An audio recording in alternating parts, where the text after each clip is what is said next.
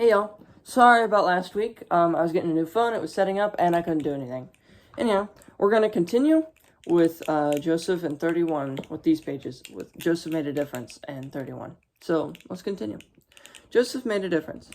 Some young people seem to know exactly when they will accomplish what they will accomplish in life. In Joseph's case, God gave him a vivid set of dreams that cast him in the role of ruler over his father and 11 brothers. The brothers, of course, thought their younger brother was being arrogant, rude, and silly. They were already upset by the fact that their father treated Joseph with special attention. The jealousy and anger escalated to the point where they considered killing him, but decided to sell him into slavery. Little did the brothers know that they were working out God's plan. Still a teenager, Joseph found himself a slave in Egypt. His integrity, work ethic, and efforts earned him the trust of others. No matter where life landed him, Joseph immediately found a place to make a difference and worked at it. He practiced his considerable gifts and abilities. He made a difference in his master's home. Cutting edge. Unfairly in prison, he made a difference in prison. Given an opportunity, he made a difference in a nation. With God's help, he set up a massive preparation for famine, which would save Egypt and her neighbors. Later, his dream came true. When his entire family bowed before him, not recognizing him as a brother, but appreciating his generosity as the manager of Egypt, Joseph knew God's hand was on his life. He apparently never wavered his confidence of that fact. He never let the immediate circumstances determine his view of God's power and ability to make a difference through his life. You can too. Your vision of your future may not be as clear as Joseph's. That doesn't mean your confidence in God has to be less than his. The key is to remember that faith doesn't rest on a vision, but on God. Your God must be big enough to work out his plans in your life, no matter what the obstacles. Trust in such a God, and your life will make a difference.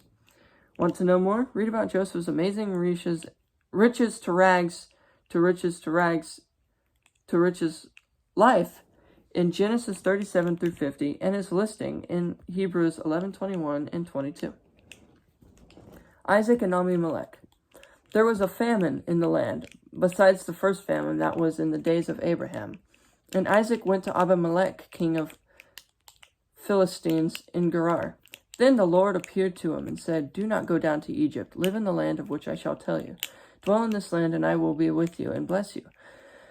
For to you and your descendants I give all these lands, and I will perform the oath which I swore to Abraham your father, and I will make your descendants multiply as the stars of heaven.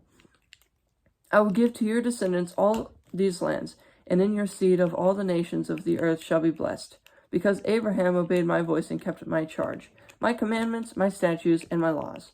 So Isaac dwelt in Gerar, and the men of the place asked about his wife, and he said, "She is my sister," for he is afraid to say, "She is my wife," because he thought, lest the men of the place kill me for Rebekah, because she is beautiful to behold.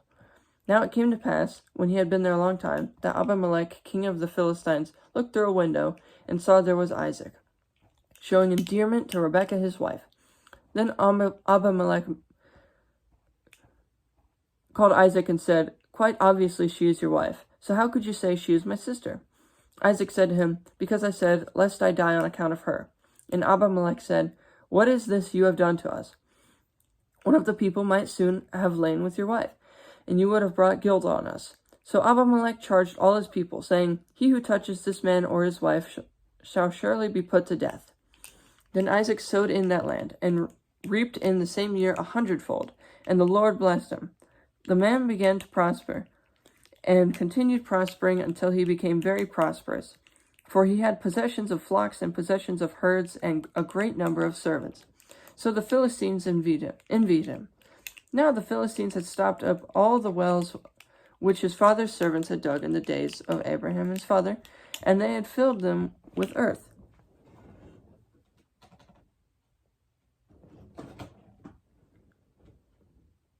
Sorry. I was looking for something. I'm sorry.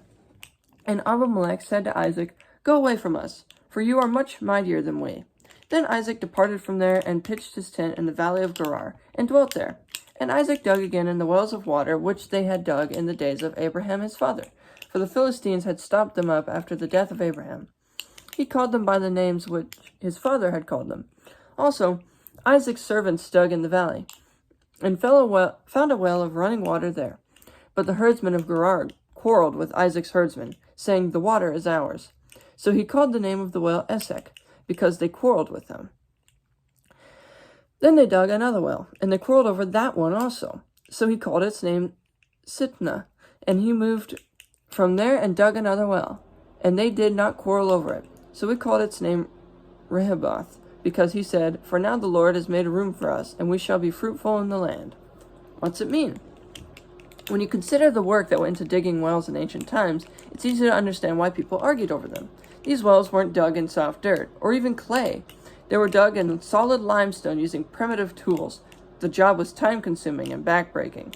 With water in short supply in that region, it's no wonder that the diggers were eager to protect what they had worked for. Genesis 26:17 through 20. Then he went up there to Beersheba, and the Lord appeared to him the same night and said, "I am the God of your father Abraham. Do not fear, for I am with you. I will bless you and multiply your descendants for my servant Abraham's sake." So he built an altar there and called on the name of the Lord. And he pitched his tent there. And there Isaac's servants dug a well.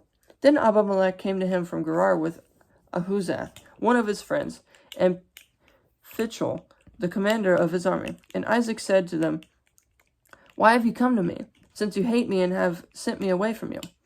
But they said, "We have certainly seen that the Lord is with you." So we said, "Let there now be an oath between us, between you and us, and let us make a covenant with you, that you will do us no harm, since we have not touched you, and since we have done nothing to you but good, and have sent you away in peace." Alright, that's pages Joseph Made a Difference in 31. I will see you next week for 32 and 33. See you.